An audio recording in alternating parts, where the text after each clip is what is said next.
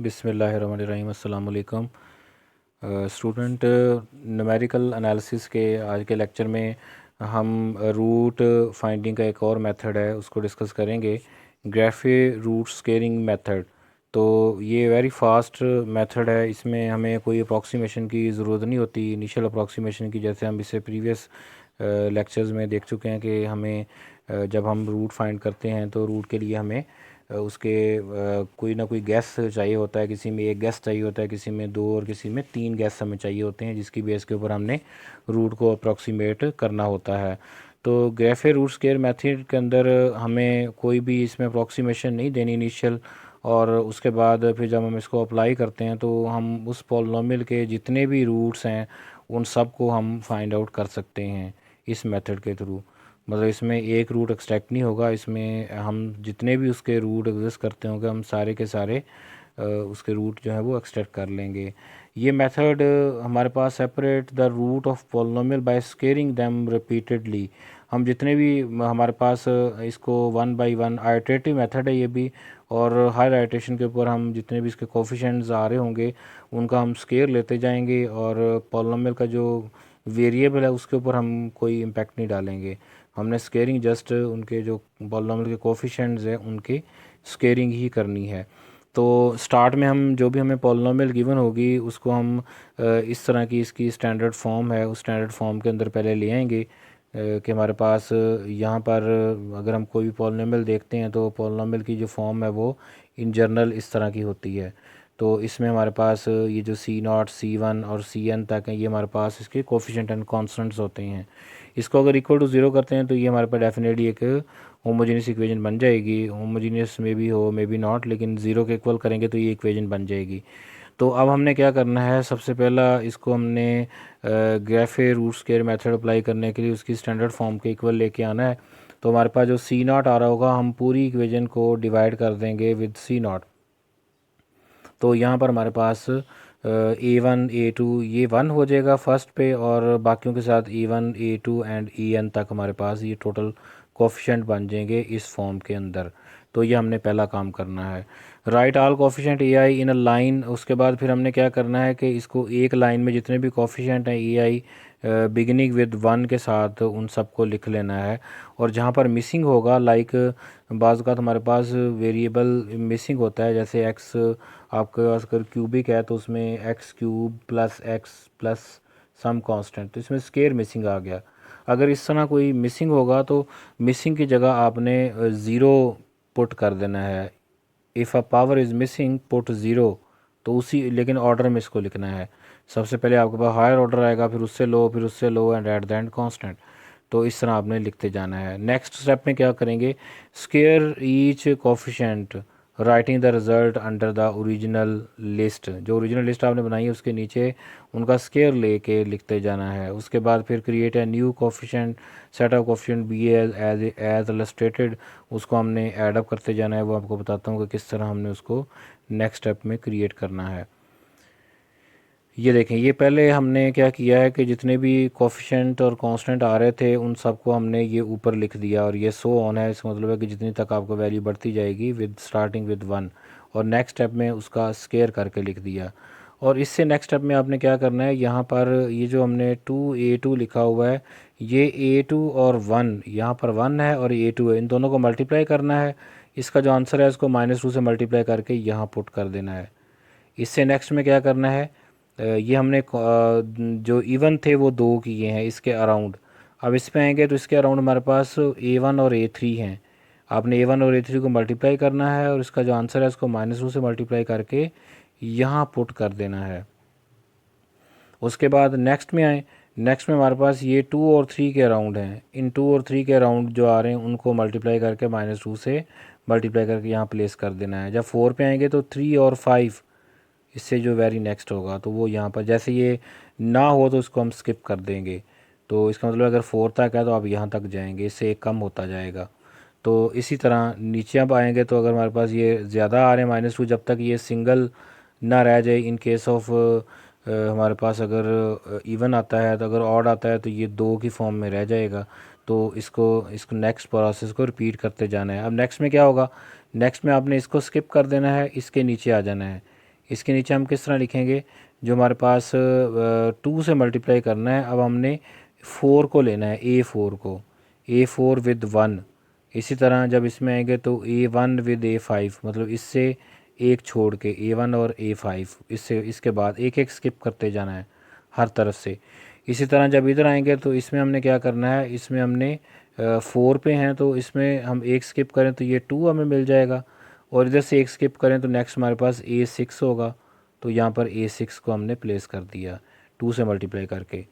इसी तरह इससे नीचे आएंगे तो नीचे हमारे पास यहाँ पर A6 है, तो A6 कैसे आया कि आपने A3 के नीचे लिखना है, तो अब 2 स्किप होंगे, कौन कौन से, यहाँ पर जो था वो स्किप हुआ, यहाँ पर स्किप हुआ, यहाँ 1 आ गया, और इससे आगे वाले 2 स्किप करेंगे तो A6 ही बचेगा, A6 इंटू 1 विद -2 यहाँ पर लिख दिया। इस पे आएंगे तो फिर आगे इस तरह हम ये प्रोसेस को रिपीट करेंगे। नेक्स्ट अब इसको क्या करना है, ये हमने मल्टीप्लिकेशन कर ली, उसके बाद आपने क्या करना है, ये B1 जनरेट करवाना है। ये B1 कैसे जनरेट हो रहा है कि B1 के अंदर आपने ये जो स्केयर टर्म लिया था और नीचे मल्टीप्लाई किया था, इधर जितनी आ रही होंगी उनको ऐड करना है। इसी तरह यहाँ जितनी आएंगी उनको ऐड करके ये B2 बनाना है, यहाँ जितनी आएंगी उनको ऐड करके B3 बनाना है, फिर उसके बाद इसका स्केयर लेना है। तो ये हमारा प्रोसेस अब रिपीट हो गया।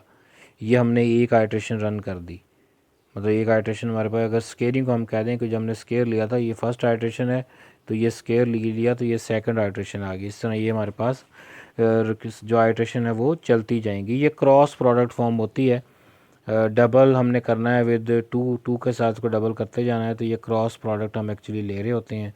तो उसमें पहले में हम बिल्कुल कंसेक्टिव साथ साथ ले लेंगे, उससे नेक्स्ट जब हम रो में आएंगे तो हम एक एक स्किप करेंगे, उससे नेक्स्ट में आएंगे 2 स्किप करेंगे। तो इसमें अगर हम 3 के ऊपर हैं, 2 के ऊपर हैं, तो उसके साथ हमने और नंबर लेने हैं। अगर हम जो इवन नंबर है उसके नीचे हैं तो हमने और लेना है, अगर और के नीचे हैं तो इवन लेना है प्रोडक्ट की फॉर्म में। तो इसमें ये एक टर्म जो है वो याद रखने वाली है, जिसको हमने इसके थ्रू, मैं ये दोबारा रिपीट कर रहा हूँ तो इसको ज़रा देख लें कि ये इंपॉर्टेंट है इसी के लिए। देखें, जब आप A2 के नीचे हैं, लाइक ये A2 है, इसके नीचे अगर आप प्रोडक्ट की फॉर्म लिख रहे हैं तो हम यहाँ पर जो मल्टीप्लाई करने हैं कोफिशिएंट वो इसमें हम इवन के नीचे हैं, A2 इवन है ना, तो इससे हम ऑड को मल्टीप्लाई करेंगे। इसी तरह A3 हमारे पास क्या है, ऑड है, तो यहाँ हम किसको मल्टीप्लाई कर रहे हैं, इवन को, एक एक स्किप करके। इससे नेक्स्ट में जाएंगे तो नेक्स्ट में अब हमने क्या करना है, 2 स्किप करने हैं, तो डेफिनेटली ये 2 स्किप करेंगे तो आपके पास ऑड आ जाएंगे, ऑड के नीचे ऑड ही आ जाएंगे। इससे नेक्स्ट जब जाएंगे तो फिर आपने एक और बढ़ा देना है स्किपिंग के अंदर, तो फिर आप अगेन इवन पे पहुंच जाएंगे। और इससे अगर नेक्स्ट ये ज़्यादा प्रोसेस लंबा है, मतलब इसमें ज़्यादा वैल्यूज़ आ रही हैं, तो फिर आपके पास ये इवन ऑड रिपीट होता जाएगा। और पहले में -2 लिखेंगे, उसके बाद फिर +2, उसके बाद फिर -2, फिर +2 and so on so far until unless आपके जो पॉलिनोमियल है वो कंप्लीट हो जाए। तो ये भी आइटरेटिव मेथड है, तो आफ्टर सम आइट्रेशन आपको जो रूट है वो एक्सट्रैक्ट हो जाएगा। तो आगे इसमें एक एग्जांपल है उसके ऊपर। अच्छा, रूट कैसे फाइंड करना है वो हम थोड़ा पहले देख लेते हैं। तो रूट एक्सट्रैक्शन के लिए हमने क्या करना है, जैसे हम ये काम कर लेंगे एट द एंड हमारे पास जैसे ये B1 square, B2 square, B3 square and B4 square आते जा रहे हैं, ये हमारे पास H0, H1, H2 ये बन जाएंगे।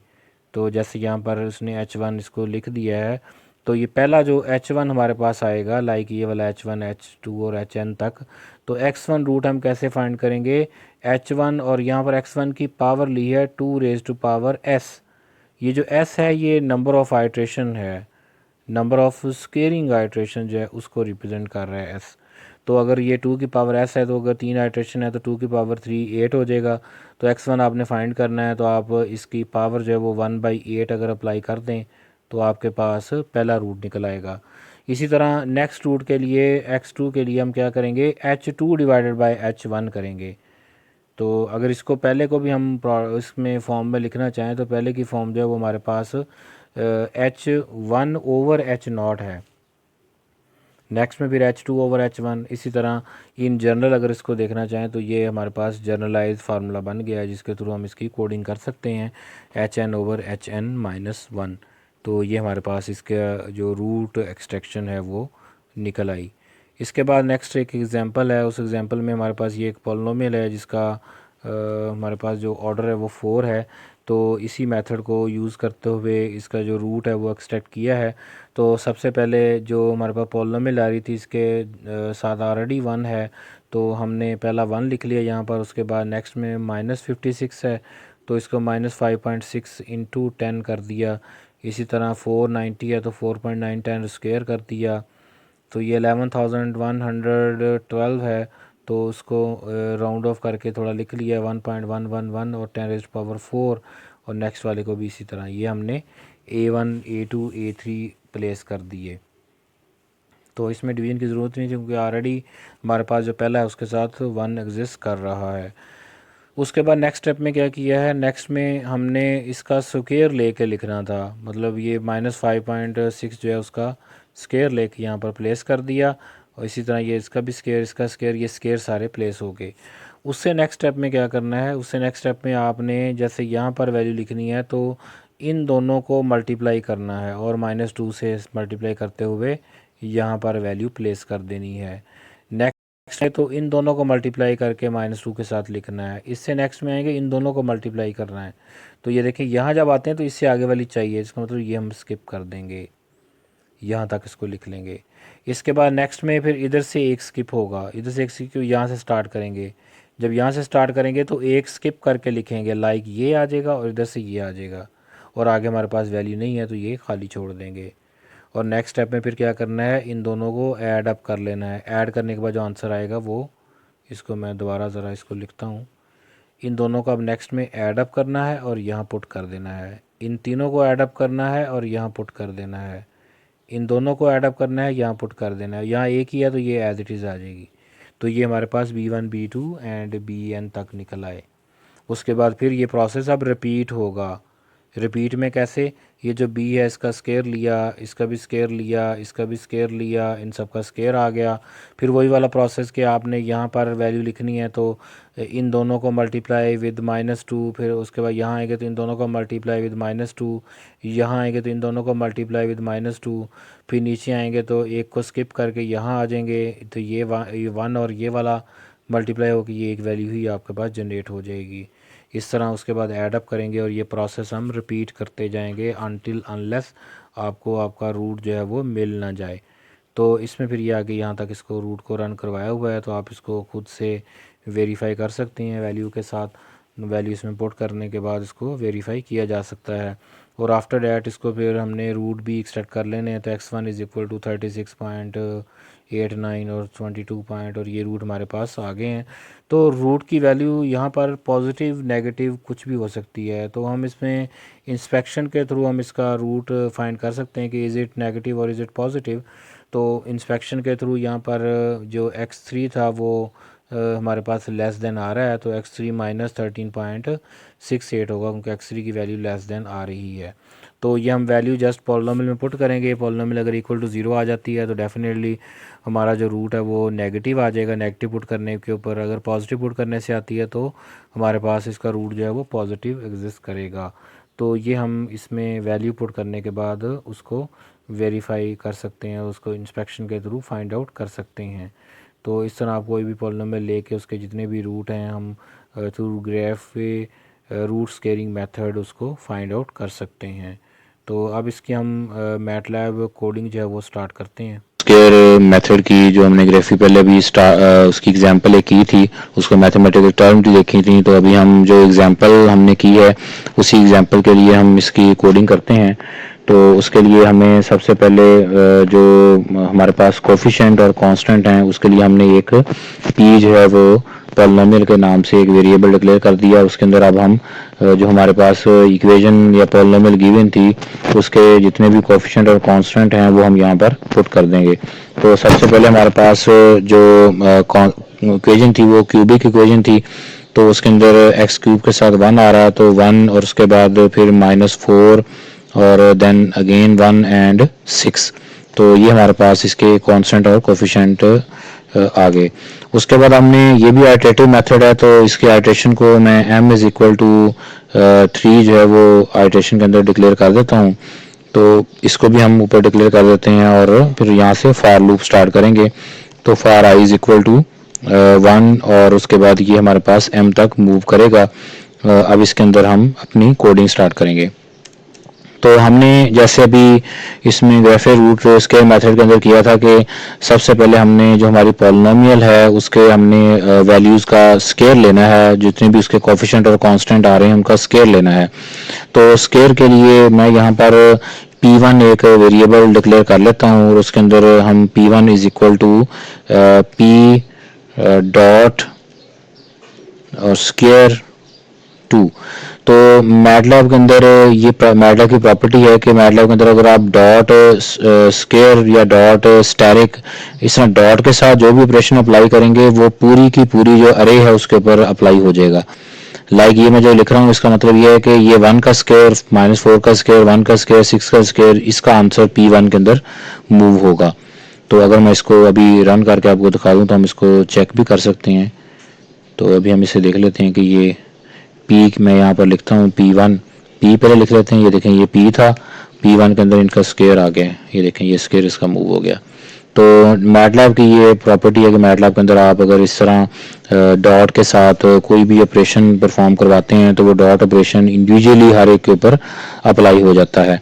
अब उसके बाद नेक्स्ट स्टेप के अंदर क्या करना था, नेक्स्ट स्टेप में ये था कि हमारे पास जो P के अंदर जो वैल्यू पड़ी हुई हैं उन वैल्यू के अंदर हम यहाँ पर जैसे हमने इसकी मैथमेटिकल फॉर्म भी देखी थी, तो मैं यहाँ पर एक P2 जो है वो डिक्लेयर करता हूँ। P2 इज इक्वल टू, अब इसके अंदर वैल्यू मैंने किस तरह असाइन करनी है कि फर्स्ट टर्म जो है वो इसके अंदर हमारे पास 0 होगी क्योंकि इसमें पहली के पे वैल्यू नहीं आई, इनके 3 है तो, और लास्ट भी 0 होगी। और सेंटर वाली दो जो हैं वो -2, जैसे अगर मैं इसके नीचे वैल्यू लिखता हूं तो मैं इन दोनों को मल्टीप्लाई करूंगा और फिर उसके बाद मल्टीप्लाई विद -2 और वो मैं यहाँ पर प्लेस करूंगा। दोबारा इसमें देखें तो पहली वैल्यू को आपने 0 स्किप कर देना है, दूसरी वैल्यू के नीचे आपने यहाँ प्लेस करना है।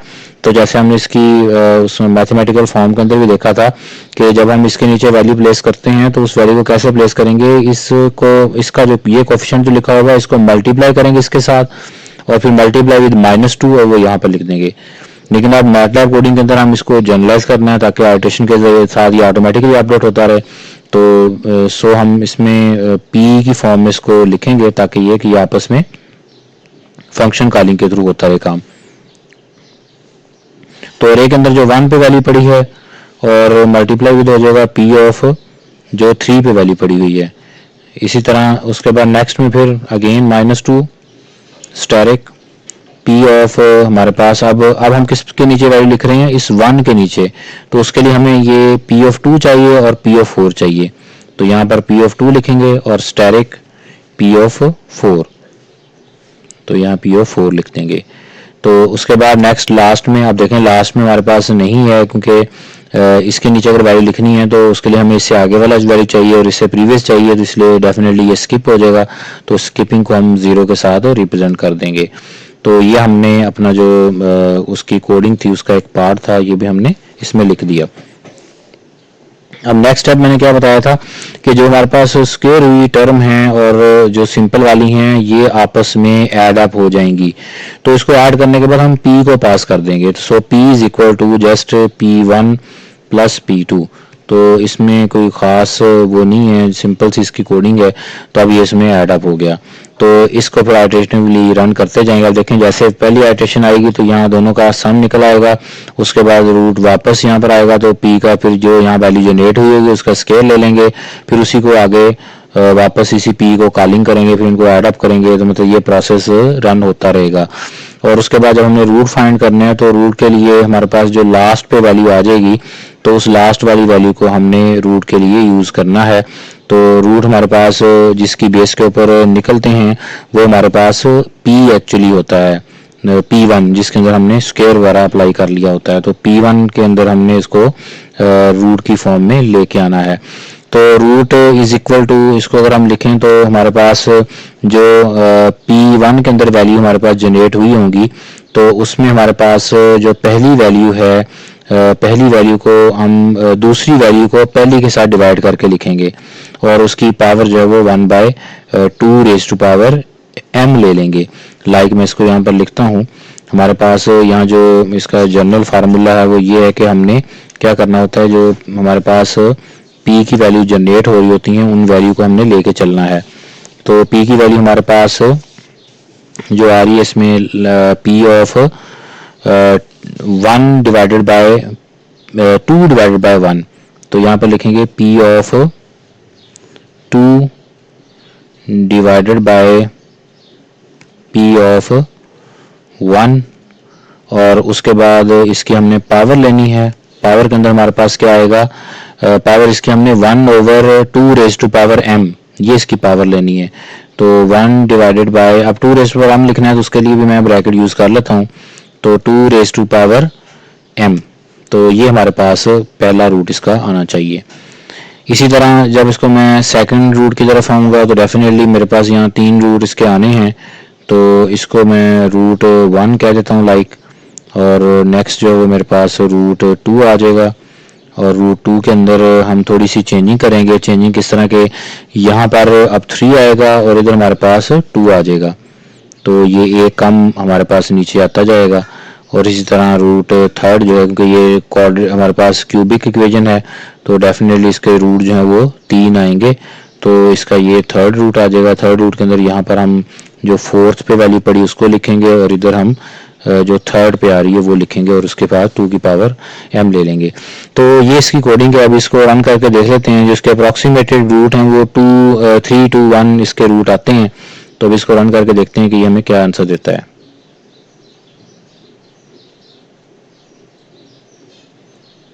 तो यहाँ पर अब मैं रूट 1 और रूट 2 जो है वो डिक्लेयर कर लेता हूँ, मैंने अभी मेंशन नहीं किया था।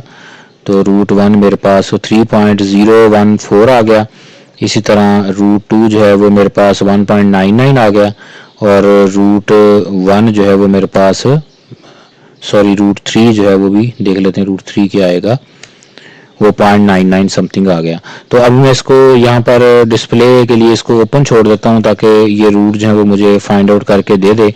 तो अगर आपके पास ज़्यादा बड़ी पॉलिनोमियल है तो आप इसको जनरलाइज भी कर सकते हैं। मेरे पास ये भी छोटी सी पॉलिनोमियल थी, उसके रूट के लिए हमने इसको सिंपल कर लिया।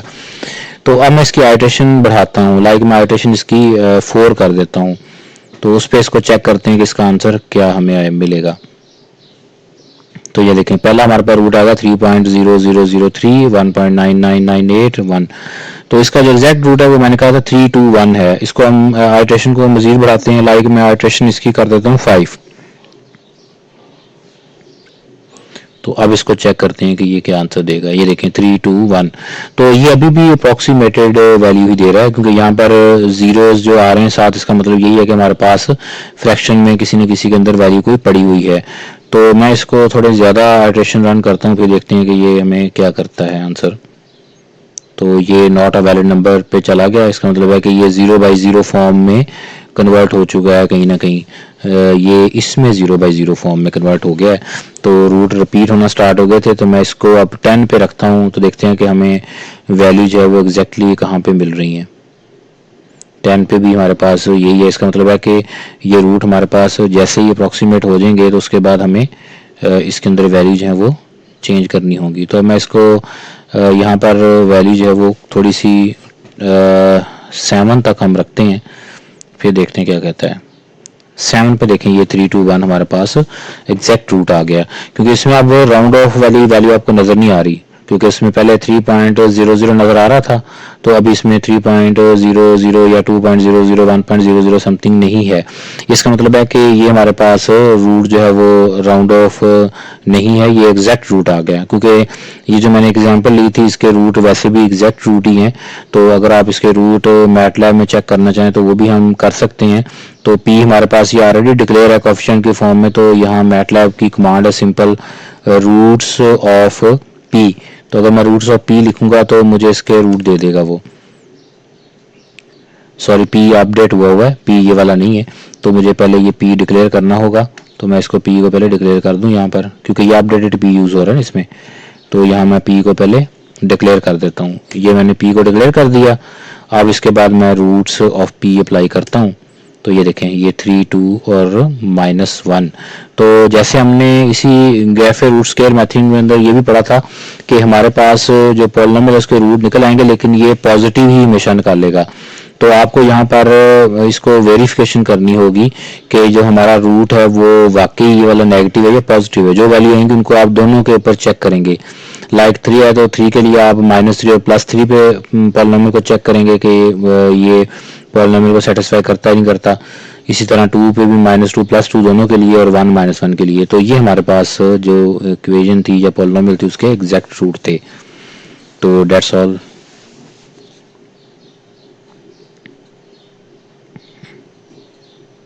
ग्राफे रूट स्केयरिंग मेथड किया है तो इसमें थोड़ा सा ओवरव्यू इसका कर लेते हैं। तो यहाँ पर ये जो कुछ कमांड्स हैं, लाइक ये जो एफ प्रिंट एफ है, इसकी अंडरस्टैंडिंग एक तो कर लेते हैं कि ये कमांड जो है हमारे पास यहाँ पर किस तरह ये फाइंड आउट कर रही है वैल्यूज़ को।